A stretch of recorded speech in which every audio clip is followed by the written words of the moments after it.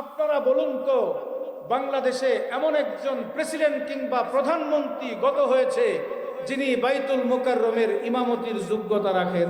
সন্তান higher educated, বিশাল সনদের অধিকারী, এই সন্তান মা বাবা মারা যাওয়ার পরে ফাতেহা পাঠ করবে, এই যোগ্যতাটাও নাই। এমন একজন প্রেসিডেন্ট কিংবা প্রধানমন্ত্রী ছিলেন যিনি বাংলাদেশে বাইতুল মুকাররমের ইমামতি করবেন। অথচ আল্লাহর কোরআন বলে, যিনি মুসলমানদের যাদেরকে আল্লাহর পক্ষ থেকে মুসলিম অধ্যুষিত জনপদে রাষ্ট্রীয় ক্ষমতা দান করবেন, তাদের 1 নম্বর কাজ হলো নামাজ আদায় করা। তাহলে যারা নামাজ আদায় করার যোগ্যতা রাখে, যারা ইমামতের যোগ্যতা রাখে, যারা মানুষকে নিয়ে জামাত পড়ার যোগ্যতা রাখে, তারাই রাষ্ট্রের দায়িত্ব আদায় করবে। এটাই ইসলামের বিধান। এজন্য আগামী দিনে যখন ক্ষমতার পালাবদলের সুযোগ হবে, নির্বাচন আসবে, তখন তাদেরকেই নির্বাচিত করতে হবে যাদের সূরা কেরাত ঠিক আছে। আর যারা নিজেরা কোরআন পড়তে জানে না, কোরআন সহি শুদ্ধভাবে পড়তে পারে না, যাদের 3.5 হাত বডিতে কোরআন সুন্নাহ নাই, আল্লাহর নবীর সুন্নত নাই, ওই সমস্ত মানুষদেরকে যদি আমরা রাষ্ট্রীয় ক্ষমতায় বসাই, তাহলে তারা নামাজ আদায় করতে পারবে? নামাজ কায়েম করতে পারবে?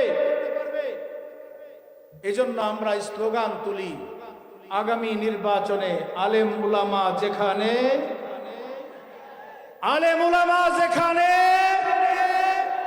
আলেম বিদ্বেষী যেখানে, আমরা নাই সেখানে। এজন্য আগামী নির্বাচনে উলামায়ে কেরাম এবং তাদেরকে সাথে নিয়ে যারা আমাদের কাছে আসবে, তাদেরকে আমরা আগামী নির্বাচনে নির্বাচিত করব। যারা মুসলিম অধ্যুষিত জনপদে রাষ্ট্রের দায়িত্ব আদায় করবে, তাদের দায়িত্ব হলো নামাজ কায়েমের ব্যবস্থা করা। আজকে বাংলাদেশে এমন একটা শিক্ষা ব্যবস্থা আমাদের কাছে ইংরেজরা রেখে গেছে, যেই শিক্ষা ব্যবস্থা ইংরেজরা প্রণয়ন করেছিল মুসলমানদেরকে চাকর বাকর বানানোর জন্য। অফিসার হবে তারা, আর আমার দেশের মানুষ হবে চাকর বাকর। এই শিক্ষা ব্যবস্থার প্রবর্তক ছিল লর্ড ক্লাইভ। লর্ড ক্লাইভ যখন লন্ডনে ফিরে গেল, ব্রিটেনে, তখন তাকে প্রশ্ন করা হলো, তুমি যে শিক্ষা ব্যবস্থা চালু করে এসেছো, এই শিক্ষা ব্যবস্থার ভবিষ্যৎ ফল আমরা কি পাব? লর্ড ক্লাইভ উত্তর দিয়েছিল, ভারতবর্ষে আমি এমন একটা শিক্ষা ব্যবস্থা রেখে এসেছি, যেই শিক্ষা ব্যবস্থায় শিক্ষিত হলে ভারতীয় মানুষ রঙে বর্ণে গায়ে গতরে তারা ভারতীয় থাকবে, বাঙালি থাকবে, পাকিস্তানি থাকবে, চিন্তা চেতনায় মন মননে তারা থাকবে ব্রিটিশ, এবং তারা থাকবে লন্ডনের অধিবাসী। অর্থাৎ তারা চিন্তা চেতনায় হবে ব্রিটেনদের, চিন্তা চেতনায় হবে ইংরেজদের, আর তারা গায়ে গতরে থাকবে ভারতীয়। এমন একটা শিক্ষা ব্যবস্থা আমাদেরকে দিয়ে গেছে, যেই শিক্ষা ব্যবস্থায় একজন মানুষ হায়ার এডুকেশন অর্জন করার পরেও তাদের 5 ওয়াক্ত নামাজের যোগ্যতা নাই। আছে না নাই? ইউনিভার্সিটির সর্বোচ্চ সার্টিফিকেটের অধিকারী মা মৃত্যুবরণ করে তার জানাজার নামাজ পড়াবে, এই যোগ্যতা আছে না নাই? আছে। এই যোগ্যতা থাকে। আমরা চাই এমন একটা শিক্ষা ব্যবস্থা চালু করতে, যেই শিক্ষা ব্যবস্থা চালু করলে আমার দেশের ছেলে সে মাদ্রাসায় পড়বে, যেভাবে মাদ্রাসায় পড়লে যেভাবে ইমামতের যোগ্যতা রাখে, স্কুলে পড়লেও সেইভাবে ইমামতের যোগ্যতা রাখবে। স্কুল কলেজে পড়বে সন্তান, মা বাবা মারা যাবে, আলেমের কাছে জানাজার জন্য যাওয়ার প্রয়োজন নাই, নিজের বাবার জানাজা, মায়ের জানাজা সে নিজেই দিতে পারবে। আমরা এই জন্য বলেছিলাম, স্কুলের সর্বস্তরে, প্রাথমিক বিদ্যালয়ে বিশেষভাবে ধর্মীয় শিক্ষক নিয়োগের ব্যবস্থা করা হয়। এদেশের আলেমরা দাবি করেছিল, আলেমরা দাবি করলো ধর্মীয় শিক্ষক নিয়োগ করার জন্যে, আর তারা প্রজ্ঞাপন জারি করলো নাচ আর গানের শিক্ষক নিয়োগ দেওয়া। আপনারা জানেন না? তারা প্রজ্ঞাপন জারি করলো যে নাচের শিক্ষা দেওয়া হবে এবং নাচ গান শিক্ষা দেওয়ার জন্য শিক্ষক নিয়োগ দেওয়া হবে।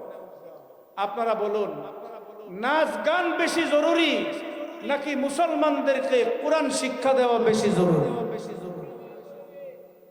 আমরা বলেছি দাওরায়ে হাদিসকে মান দেওয়া হয়েছে, দাওরায়ে হাদিসের সনদকে মাস্টার্সের মান দেওয়া হয়েছে। এই দাওরায়ে হাদিস পাশ করা মাদ্রাসার তালেবে ইলমরা যদি স্কুলে ধর্মীয় শিক্ষক পদে নিয়োগপ্রাপ্ত হয়, তারা যদি কোরআন বাচ্চাদেরকে সহিশুদ্ধভাবে শিক্ষা দান করে, বাংলাদেশের স্কুলে একটা বাচ্চাও থাকবে না যাদের কোরআন গায়রে সহি থাকবে। তাদের প্রত্যেকের কোরআন সহি শুদ্ধ হয়ে যাবে। তারা 5 ওয়াক্ত নামাজ নিজে আদায় করতে পারবে, অন্যকে ইমামতি করতে পারবে। তারা 5 ওয়াক্ত নামাজের সাথে বাবা মা আত্মীয় স্বজন মারা যাওয়ার পরে তাদেরকে জানাজা নিজেরাই দিতে পারবে। দুর্ভাগ্য জাতি, দুর্ভাগ্য জাতি সন্তানকে পায়ের ঘাম, মাথার ঘাম পায়ে ফেলে সন্তানকে বিদেশে শিক্ষা দেয়। সন্তান হায়ার এডুকেটেড, বিশাল সনদের অধিকারী। এই সন্তান মা বাবা মারা যাওয়ার পরে ফাতিহা পাঠ করবে এই যোগ্যতারও নাই। আছে? হুজুর ভাড়া করতে হয়। কুলখানি কোরআন খানির জন্য, দুয়ার জন্য আলেম ওলামাদের কাছে আসতে হয়। অথচ সন্তানের দোয়া মা বাবার জন্য সবচেয়ে বেশি জরুরি। আপনি আপনার মায়ের জন্য কতটা আবেগ আর আকুতি কাকুতি করে রবের কাছে দোয়া করবেন। আলেম যত বড় মুত্তাকি হোক না কেন, আপনার মায়ের জন্য বাবার জন্য এতটা আবেগ নিয়ে দোয়া করবেন। কথা ঠিক না বেঠিক? ইমাম সাহেব, আপনার বাবার জন্য আবেগ নিয়ে আর দোয়া করার কোনো প্রয়োজন নাই। আপনি এত বড় শিক্ষিত হইলেন, বাবার কবরে দাঁড়িয়ে কবর জিয়ারত করার দোয়াটাও আপনি জানেন।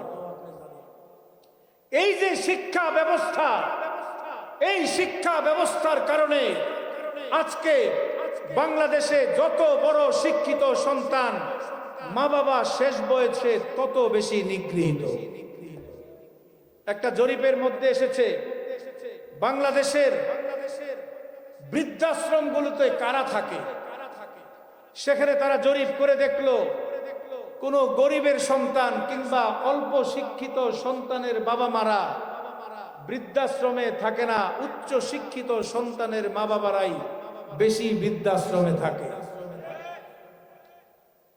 কিছুদিন আগে ঢাকা শহরে একজন বড় শিল্পপতি, শিক্ষিত, উচ্চ শিক্ষিত, বিদেশে থেকে সার্টিফিকেট দাঁড়ি, তার মা হসপিটালের মধ্যে মারা গেল। ডাক্তাররা তার পরিচয় শনাক্ত করে সন্তানের কাছে খবর পৌঁছালো যে আপনার মা অমুক হসপিটালের বেডে মারা গেছে, আপনি এসে তার লাশ গ্রহণ করুন। ওই দুর্ভাগা সন্তান, অভাগা সন্তান ফোনে জবাব দেয়, আঞ্জুমানে মফিদুল ইসলামকে খবর দিয়ে আমার মায়ের লাশ তাদের কাছে দিয়ে আসে। নাউজুবিল্লাহ আসতে বলে। এত বড় দুর্ভাগা কপাল পোড়া সন্তান আমার এই শিক্ষা ব্যবস্থা আমাদেরকে দিচ্ছে। বাবা মারা যায়, মা মারা যায়, সন্তান খবর নিতেও আসে না। সন্তান আলাদা থাকার জন্য বাবা মাকে শেষ বয়সে বৃদ্ধাশ্রমে দিয়ে দেয়, নিজে খেদমতের চিন্তাও করে না। অথচ আল্লাহ রাসূল বলেছেন, আল জান্নাতু তাহতা আকদামিল উম্মাহাত, জান্নাত হলো মায়ের কদমের নিচে, মায়ের পায়ের নিচে হলো সন্তানের জন্য জান্নাত। সন্তান তার সবটুকু উজাড় করে মা বাবার খেদমত করবে আর জান্নাত নিশ্চিত করে নেবে। এজন্য গর্বের সাথে আমরা বলি, একজন মাদ্রাসায় শিক্ষিত আলেমের বাবা মা যত কষ্টেতে থাকুক, যত অভাবে থাকুক না কেন, কখনোই বাবা মাকে বৃদ্ধাশ্রমে দেয় না। কথা ঠিক না বেঠিক?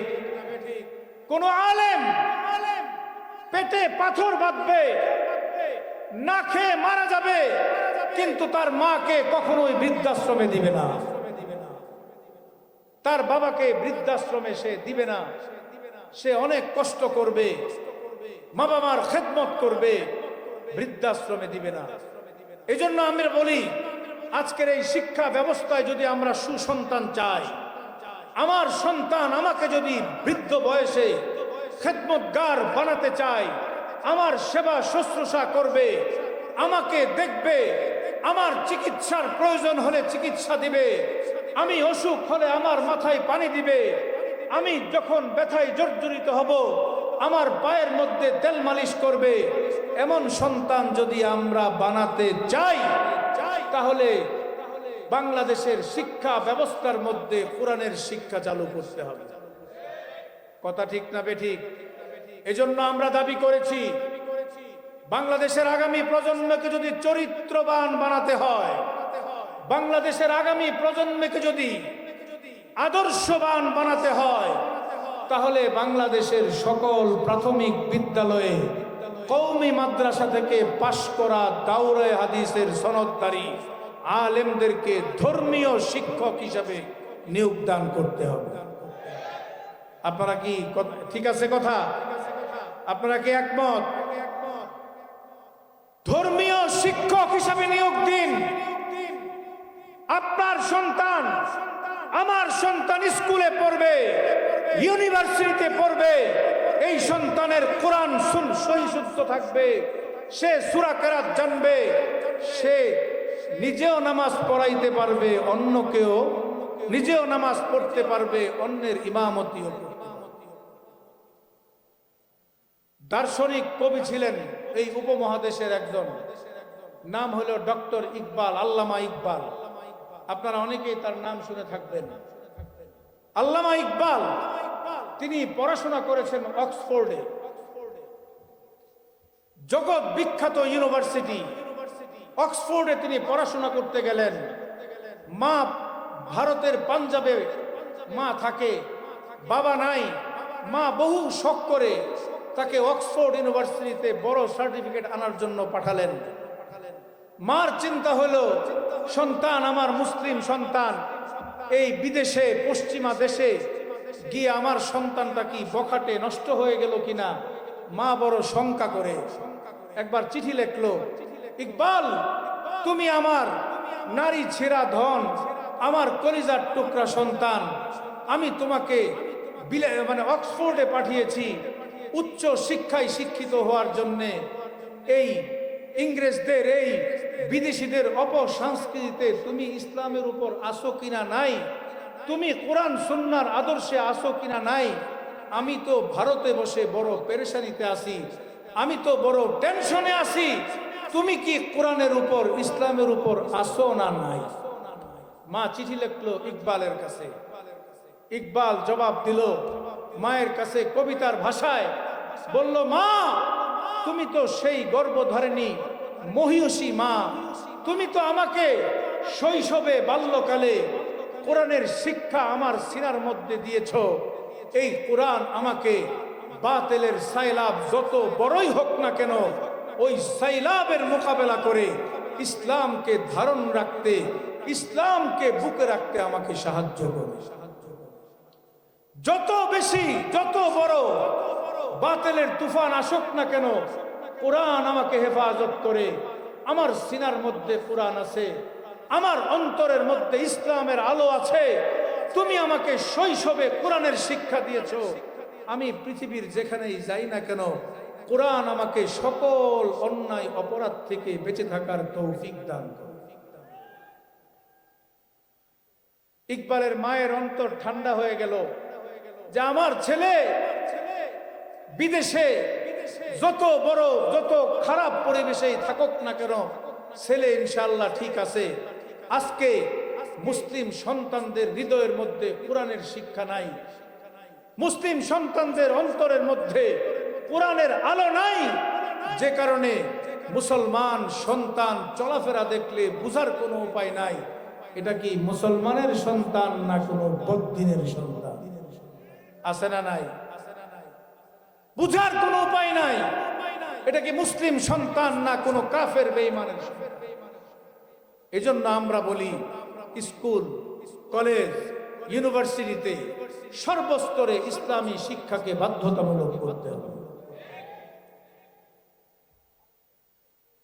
আগামী নির্বাচনে আমি যে কথাটা বলেছিলাম, যারা আগামী নির্বাচনে তাদেরকে আমরা রাষ্ট্রীয় ক্ষমতায় পৌঁছাবো, যিনি জাতীয় সংসদে আমাদের এমপি হিসাবে দায়িত্ব পালন করবেন, আবার এলাকায় এসে সবচেয়ে বড় মসজিদের ইমামতির যোগ্যতা রাখেন।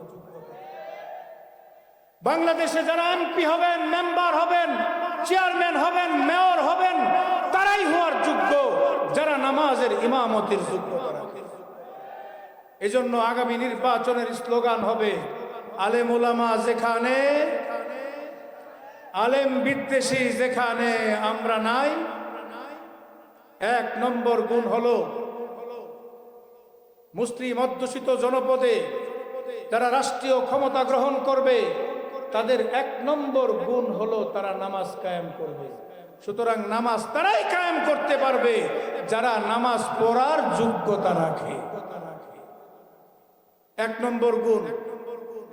আল্লাহর কোরআনে মুসলিম অধ্যুষিত জনপদে যারা শাসক হবেন, যারা ক্ষমতা গ্রহণ করবেন, তাদের দুই নম্বর গুণ বলেছেন, ওয়াতাউজ যাকাত, তারা যাকাত দান করবে, তারা যাকাত প্রদান করবে। মুসলিম দেশের অর্থনীতির ভিত্তি হওয়ার কথা ছিল যাকাত। আজকে দুর্ভাগ্য আমাদের, ইংরেজরা চলে গেছে 70-80 বছর আগে, তারা যে অর্থনৈতিক ব্যবস্থা আমাদের উপর রেখে গেছে, সুদভিত্তিক অর্থনৈতিক ব্যবস্থা, এই সুদভিত্তিক অর্থনৈতিক ব্যবস্থা, এই অর্থনৈতিক ব্যবস্থার কারণে আমরা দেখি বছর ঘুরে বাংলাদেশের কোনো উন্নতি হয় না, বাংলাদেশের ঋণের বোঝা বাড়ে। কথা ঠিক না বেঠিক? আমরা কি দেখি? আমরা দেখি কিছুদিন পরে পরে বিশ্ব ব্যাংক থেকে বড় ধরনের লোন নেওয়া হয়, বড় ধরনের প্রজেক্ট বলে বিভিন্ন আর্থিক সংস্থাগুলো থেকে লোন আনা হয়। এই লোনগুলো সুদে আসলে অনেক বড় একটা অঙ্ক যখন জমা হয়, বাংলাদেশ পরিশোধ করতে পারে না। তখন বিশ্ব ব্যাংক বলে, তোমাদেরকে আবার ঋণ দিব, তোমরা আগের ঋণ পরিশোধ করো। আমাদের দেশের সরকাররা বলে আগের ঋণ পরিশোধ করার সামর্থ্য নাই। এবার তারা পরামর্শ দেয়, এবার তোমরা কি করো, বিদ্যুতের দাম বাড়াও। কিছুদিন পরে পরে যে বিদ্যুতের দাম বাড়ে, গ্যাসের দাম বাড়ে, বিদ্যুতের দামটা যখনই বাড়ে তখনই দেখা যায় বাংলাদেশের সকল পণ্যের দাম বেড়ে যায়। তার কারণ কি? বিদ্যুতের সাথে রিলেটেড উৎপাদনের, বিদ্যুতের সাথে মিল কারখানার ইন্ডাস্ট্রির সম্পর্ক। বিদ্যুতের দাম যখনই বাড়ে তখন চালের দামও বাড়ে, ডালের দামও বাড়ে, মাছের দামও বেড়ে যায়। এইভাবে তারা ঋণ আদায় করার জন্য বাংলাদেশের মানুষের উপর বিদ্যুতের বিল চাপিয়ে দেয়, গ্যাসের বিল বাড়িয়ে দেয়, বাংলাদেশের মানুষের জন্য আরো কষ্টের কারণ হয়। তারা এক বছর ঋণ নিল 10,000 কোটি টাকা। এই টাকা সুদে আসলে অনেক বড় একটা হয়। পরের বছর ঋণ নেয় 20,000 কোটি টাকা। তাহলে কি ঋণ মুক্ত হলো না? নতুন ঋণ আরো বাড়লো, নতুন ঋণ বাড়ে। এই জন্য প্রতি বছর দেখা যায় আমাদের দেশে ঋণের বোঝা বাড়তেই থাকে। ইসলাম কি বলে? ইসলাম বলে যাকাত এবং সাদাকাত ভিত্তিক অর্থনৈতিক ব্যবস্থা যদি চালু করে তাহলে আল্লাহর পক্ষ থেকে রহমত এবং বরকত হবে। এই অর্থনৈতিক ব্যবস্থা চালু করার মধ্য দিয়ে মুসলিম অধ্যুষিত জনপদে শান্তি এবং সুখের একটা আবহ তৈরি হবে। ইতিহাস থেকে একটু বলি, মিশরে মামলুক সুলতানাতের, মামলুক সাম্রাজ্যের রাজত্ব চলছে। রাষ্ট্রের মধ্যে মিশরে তখন মামলুকদের সম্রাট হলো সাইফুদ্দিন কুতুজ। সাইফুদ্দিন কুতুজ হলেন একদম বড় আল্লাহওয়ালা বুজুর্গ ছিলেন। একদিকে যেমন তিনি ছিলেন মুজাহিদ, আরেক দিকে ছিলেন শ্রেষ্ঠ শাসক এবং তিনি ছিলেন খুবই আল্লাহওয়ালা তাহাজ্জুদ গুজার। তার সামনে দুইটা সংকট আসলো। একটা সংকট হলো মুসলমানদের তথা গোটা বিশ্বের সবচেয়ে বড় শত্রু, মানবতার শত্রু ছিল দুর্ধর্ষ তাতার জাতি।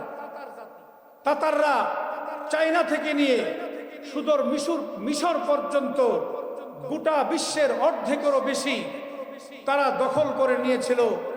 এমন ভাবে মুসলমান সহ প্রত্যেক জাতি ধর্মের মানুষদেরকে তারা হত্যা করেছিল, জঘন্য হত্যাকাণ্ড। ইতিহাসের পাতায় আছে, তারা যখন ইরাকের রাজধানী বাগদাদে হামলা করলো, 40 দিন পর্যন্ত হত্যাযজ্ঞ পরিচালনা করলো।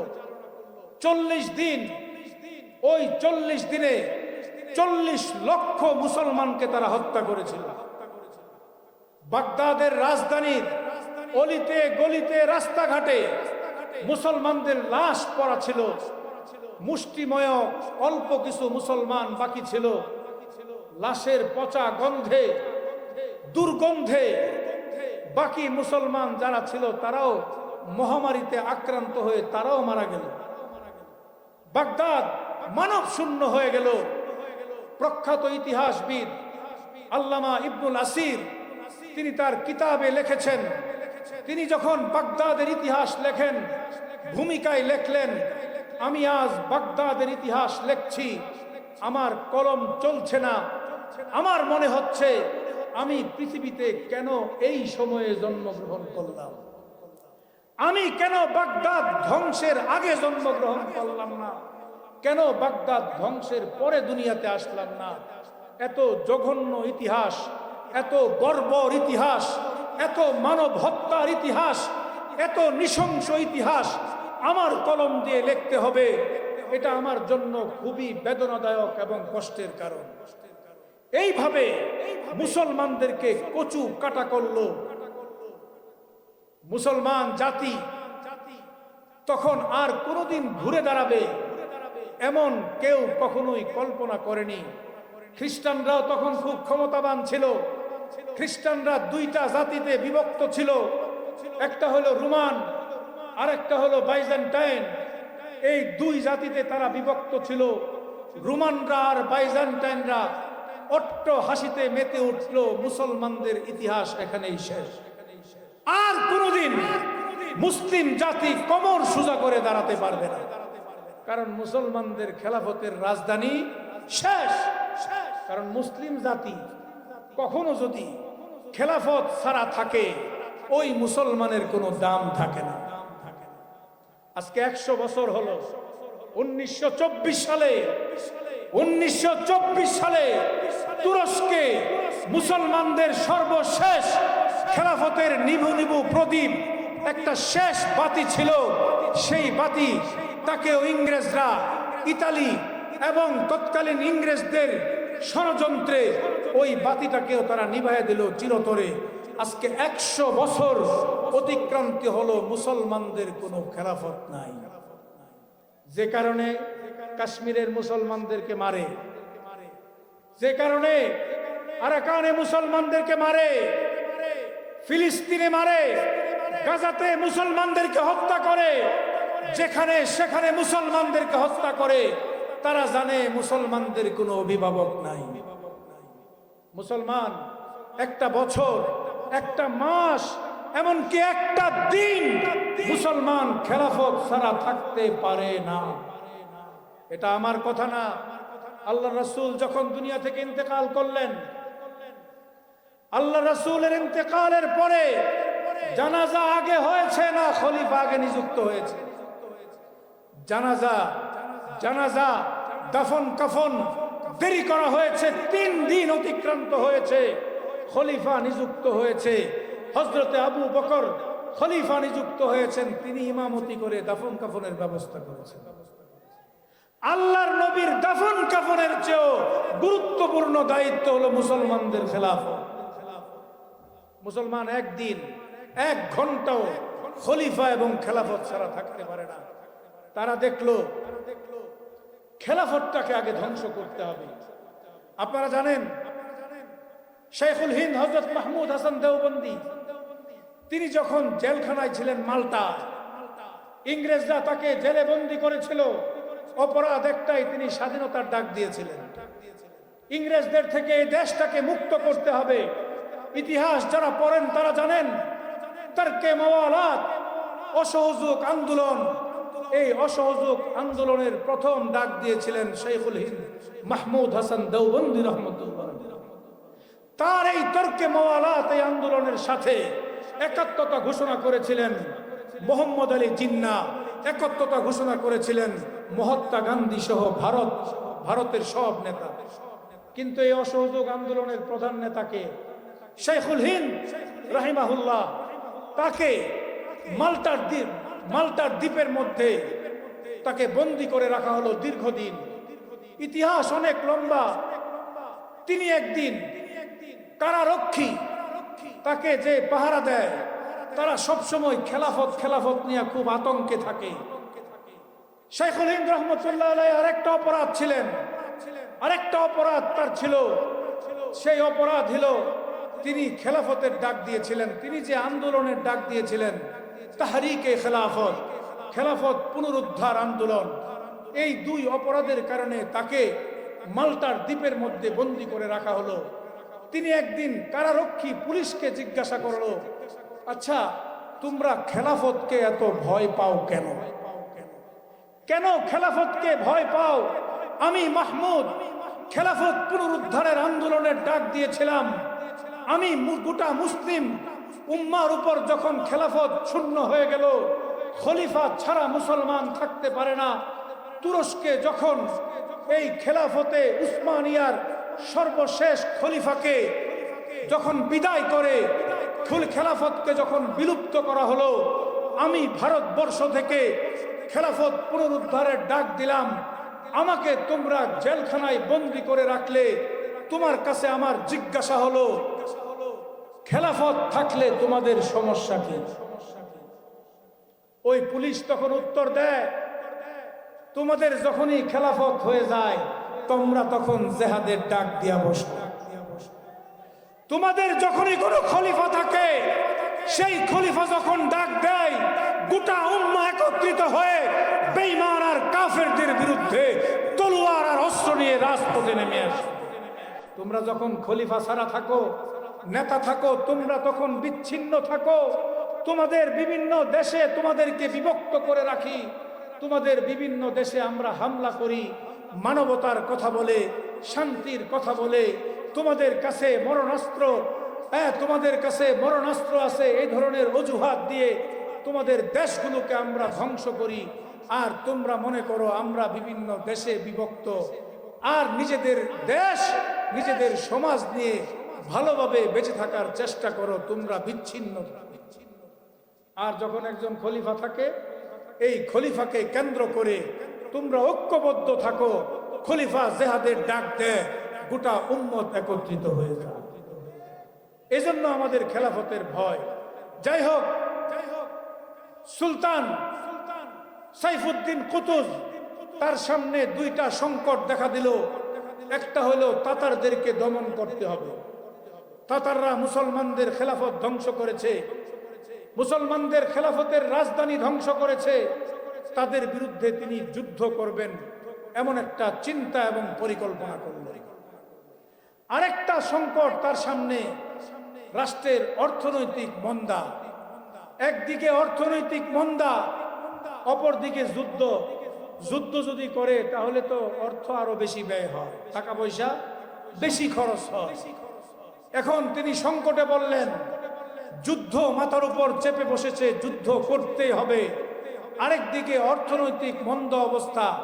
এই অবস্থায় তিনি কি করবেন? মন্ত্রী পরিষদের সদস্যদেরকে নিয়ে তিনি মন্ত্রিসভার মিটিংয়ে বসলেন। তার মন্ত্রীরা তাকে পরামর্শ দিলেন, রাষ্ট্রের জনগণের উপর ট্যাক্স লাগায় দেন, ট্যাক্স আরোপ করুন। জনগণ থেকে ট্যাক্স নিয়ে রাষ্ট্রের সংকট আমরা মোকাবেলা করব। যেটা আমাদের দেশের গভর্নমেন্টরা করে। যখনই বিদেশি কোনো আর্থিক সংস্থার কাছে ঋণী হয়ে যায়, ঋণের বোঝা যখন বড় হয়ে যায়, তখন জনগণের উপর দ্রব্যমূল্য বাড়িয়ে দেয়। কথা ঠিক না? এই জন্য সুলতান সাইফুদ্দিন কুতুজ রাহিমাহুল্লাহ পরামর্শে বসলেন। তিনি বললেন ট্যাক্স লাগাতে হবে। ট্যাক্সের সিদ্ধান্ত ঘোষণা হলো। তৎকালীন সময়ে একজন ফকিহ ছিলেন, ফকিহ ইজ্জুদ্দিন ইবনে আব্দুস সালাম রাহিমাহুল্লাহ। নারে তাকবীর! মাওলানা হাবিবুল্লাহ মাহমুদ কাসেমি দামাত বারাকাতুহু জিন্দাবাদ। হযরত আগমন করেছেন। আমি আমার কথাটা এখনই শেষ করে দিব। হযরত ইজ্জুদ্দিন ইবনে আব্দুস সালাম নামে একজন ফকিহ ছিলেন। তিনি তৎকালীন সময়ের প্রধান বিচারপতি। তিনি তার বিচার ব্যবস্থা থেকে ফতোয়া জারি করলেন, মুসলিম জনপদে কোন রাষ্ট্রনায়কের জন্য মুসলমানদের উপর ট্যাক্স লাগানোর বিধান করার কোনো অধিকার নাই। তিনি ফতোয়া জারি করলেন। সাইফুদ্দিন কুতুজ আল্লাহওয়ালা বুজুর্গ, তিনি শাসক দৌড়ায় গেলেন, হুজুর আপনি তো ফতোয়া দিয়ে দিলেন, কিন্তু রাষ্ট্রের এই সংকট আমি কিভাবে দূর করব? রাষ্ট্রের উপর দুইটা সংকট, একটা হলো অর্থনৈতিক মন্দা, আরেকটা হলো তাতারদের বিরুদ্ধে যুদ্ধ করতে হবে। এই দুই সংকট নিরসনের উপায় কি? সাইফুদ্দিন কুতুজ একটা ফর্মুলা দিলেন। আজকের বাংলাদেশে সেই ফর্মুলা কার্যকর করার দরকার। তিনি বললেন, রাষ্ট্রকে ব্যবহার করে যারা কোটি কোটি টাকার সম্পদ গড়েছে, বিগত দিনে রাষ্ট্রের দায়িত্বে ছিল, রাষ্ট্রের মন্ত্রী, এমপি, রাষ্ট্রের সেনাপ্রধান, রাষ্ট্রের বিভিন্ন বাহিনীর প্রধানরা, যারা রাষ্ট্রীয় চাকরি করে রাষ্ট্রের বিভিন্ন দায়িত্বে থেকে কোটি কোটি টাকার সম্পদ যারা নিজেদের কাছে জমা করেছে, এই সবার সম্পদের বিবরণী রাষ্ট্রের সামনে পেশ করা হোক। তারপরে সবার সম্পদের হিসাব বিবরণী আসার পরে এবার প্রত্যেকের কয়জন সদস্য পরিবারের এটা নির্ধারণ করা হোক। এটা নির্ধারণ করার পরে একজন ব্যক্তি যারা সম্পদশালী, তাদের কি পরিমাণ সম্পদ তাদের কাছে থাকার প্রয়োজন, ওই পরিমাণ সম্পদ তার কাছে রেখে বাকি সব সম্পদ রাষ্ট্রীয় কোষাগারে দিয়ে দেওয়া হোক। দেখবেন রাষ্ট্রের অর্থনৈতিক মন্দার এই সংকটের নিরসন হয়ে যাবে। এবার দেখা গেল মিশরের রাষ্ট্রের গুরুত্বপূর্ণ দায়িত্বশীলদের সম্পদের বিবরণী আনা হলো। দেখা গেল রাষ্ট্রীয় বাজেটের চেয়েও বেশি সম্পদের অধিকারী অনেক ব্যক্তি আছে। এই ফর্মুলায়, ইজ্জুদ্দিন ইবনে আব্দুস সালামের এই ফর্মুলায় তৎকালীন সময়ের মামলুক সাম্রাজ্যের সুলতান সাইফুদ্দিন কুতুজ রাষ্ট্রকে ব্যবহার করে যারা সম্পদের পাহাড় গড়েছে তাদের থেকে সম্পদ নিয়ে তিনি সংকটের উত্তোলন করেছিলেন। সাইফুদ্দিন কুতুজ সর্বপ্রথম নিজের সম্পদের বিবরণী জাতির সামনে পেশ করেছেন, তারপরে সবার কাছ থেকে সম্পদ নিয়েছেন। বাংলাদেশে এই যে ফেসিবাদের আমলে কোটি কোটি টাকার সম্পদ বিদেশে পাচার হয়েছে, এক একজনের কাছে হাজার হাজার কোটি টাকার সম্পদ আছে। এই সম্পদ যদি বাংলাদেশের রাষ্ট্রীয় কোষাগারে ফিরিয়ে আনা হয়, বাংলাদেশের অর্থনৈতিক মন্দা থাকবে। এজন্য আমরা বলতে চাই, জনগণের উপর দ্রব্যমূল্য বৃদ্ধি না করে, বিদ্যুৎ আর গ্যাসের মূল্য বৃদ্ধি না করে তাদের অর্থ ফিরিয়ে আনুন, বাংলাদেশের সব সংকট দূর হয়ে যাবে। আল্লাহ আমাদেরকে তৌফিক দান করুন।